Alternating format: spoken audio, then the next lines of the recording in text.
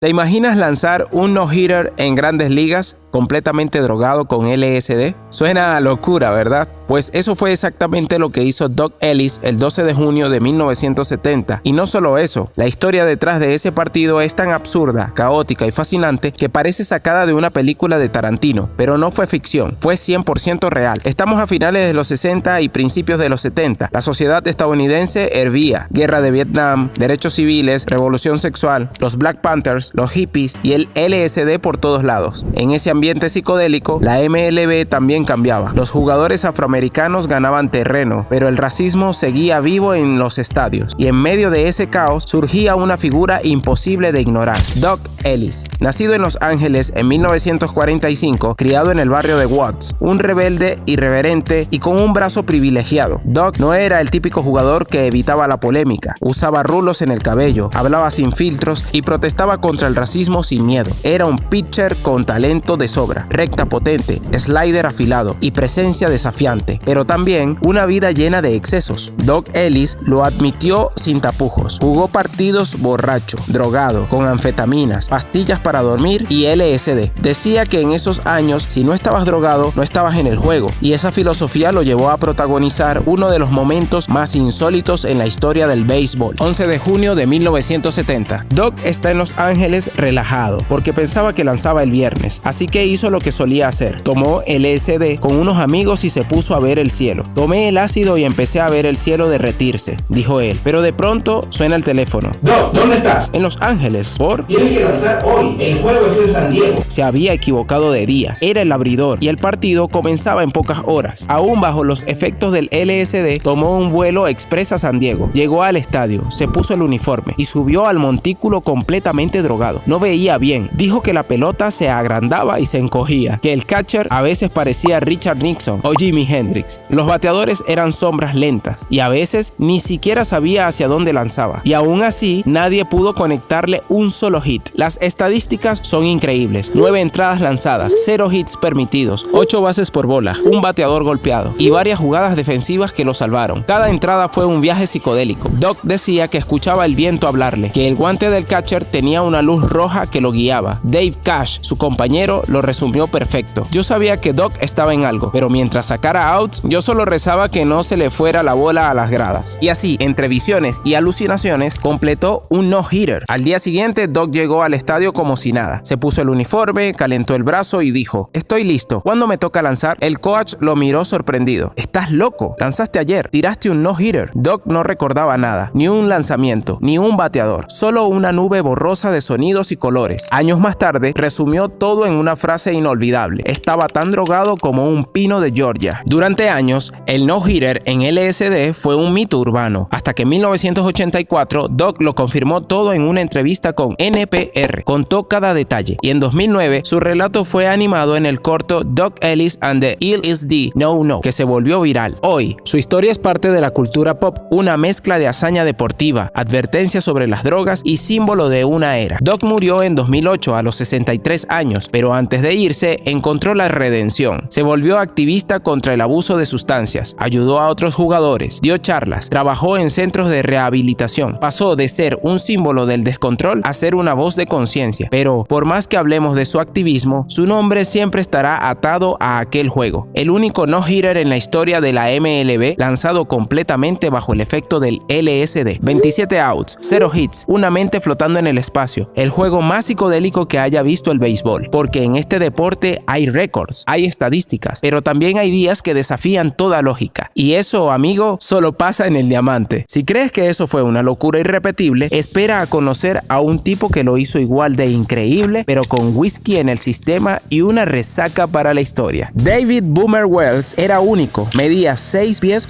3 pulgadas. Pesaba más de 100 kilos. Tatuado, sin filtros, con alma de motociclista. Fumaba antes de los partidos, tomaba después y aún así dominaba a los mejores bateadores del mundo. Jugó durante 21 temporadas en las Grandes Ligas. Pasó por varios equipos, pero fue con los Yankees donde hizo historia y como buen personaje no podía hacerlo de forma normal. Sábado 16 de mayo de 1998. Wells sabía que al día siguiente era abridor ante los Twins. ¿Y qué hizo? Se fue de fiesta, pero no a cualquier fiesta. Estaba invitado a un evento privado organizado por el elenco de Saturday Night Live. Había comediantes, músicos, celebridades y Wells, fan del rock, no iba a decir que no. Según su autobiografía, Perfect I'm Not, fue una noche de locura. Whisky, vodka, cerveza, fumé como una chimenea, me tomé fotos con famosos, llegué a casa entre las 5 y las 6 de la mañana. Todo eso sabiendo que tenía que abrir el juego en unas horas. Domingo 17 de mayo, Yankee Stadium, más de 49,000 aficionados en las gradas y David Wells tambaleando. Tenía la peor resaca de mi vida, contó él. La luz del estadio me mataba, no podía trotar, tenía náuseas, sudaba frío, pensé que iba a vomitar y aún así subió al montículo. Los Yankees no tenían muchas opciones. Wells era un veterano, sabía competir, incluso en condiciones horribles, pero ni él imaginaba lo que estaba por hacer. Primera entrada, 3 bateadores, 3 outs. Segunda entrada, lo mismo. Tercera, cuarta, quinta. Wells seguía retirando uno tras otro. En el dugout, silencio. Nadie se le acercaba, nadie le hablaba. Ya sabes cómo es el béisbol. Cuando un lanzador tiene algo especial, nadie quiere romper la magia. A pesar de su estado, Wells entró en la zona. Ese momento en que todo fluye. Su curva baja justo donde quería. Su control era quirúrgico y los Twins parecían perdidos. No sé cómo explicarlo, decía. Me sentía horrible, pero todo salía perfecto. 18 bateadores retirados, luego 21. Y al llegar al 9º inning, todo el estadio estaba de pie, gritando con cada picheo. Última entrada. 3 outs lo separaban del juego perfecto. Cualquier hit, una base por bola, lo arruinaba todo. Primer bateador, ponche. Segundo, rodado a segunda. Y el último, un elevado al jardín central. La bola voló, cayó en el guante del jardinero. Yankee Stadium explotó. David Wells acababa de lanzar el 15º juego perfecto en la historia de las grandes ligas. 27 bateadores enfrentados, 27 outs seguidos, ni un solo hombre en base. Los Yankees ganaron 4-0. Wells fue levantado en hombros, ovacionado por miles, héroe del día. Y todo eso con la peor preparación de su carrera. Ni calentó bien, ni durmió, ni estaba sobrio. Y aún así fue la mejor actuación de su vida. Años más tarde, bromeó. No digo que todos deban jugar crudos, pero a mí me funcionó. En 2003 publicó su autobiografía Perfect I'm Not y ahí lo soltó todo. Que sí estaba resacado, que sí había salido de fiesta, que sí lanzó casi sin dormir y que aún así hizo historia. Muchos dudaron al principio, pero las fotos, los testimonios y su consistencia al contar la historia dejaron todo claro. Ese juego perfecto es ya parte del folclore de la MLB. David Wells no fue un jugador perfecto, tuvo problemas con entrenadores, con su peso, con su actitud, pero ese domingo 17 de mayo de 1998 se convirtió en inmortal. Su nombre quedó junto a leyendas como Koufax, Larsen, Halladay y lo logró con 3 horas de sueño y una montaña de alcohol en su cuerpo. ¿Es esto una historia para inspirar? Tal vez no, pero sí es prueba de que el béisbol está lleno de momentos caóticos, humanos y mágicos, porque a veces, incluso en tu peor día, puedes hacer algo perfecto. Pero si piensas que la edad o la experiencia son necesarias para lograr la grandeza, espera a ver lo que hizo un novato de 23 años, sin dormir. A principios de los 2000, Josh Beckett era el brazo joven más temido del béisbol. Nació el 15 de mayo del 80 en Spring, Texas. Era alto, confiado, mecánica perfecta, recta brutal y actitud de bulldog. En 1999 fue seleccionado en el puesto 2 del draft por los Marlins. Con solo 23 años ya era el as de la rotación. Su recta tocaba las 97 millas por hora. Su curva venenosa. Su mirada intimidante. No le tenía miedo a nadie. La temporada 2003 de los Marlins fue una montaña rusa. Comenzaron mal, cambiaron de manager y con el veterano Jack McKeown al mando, todo cambió.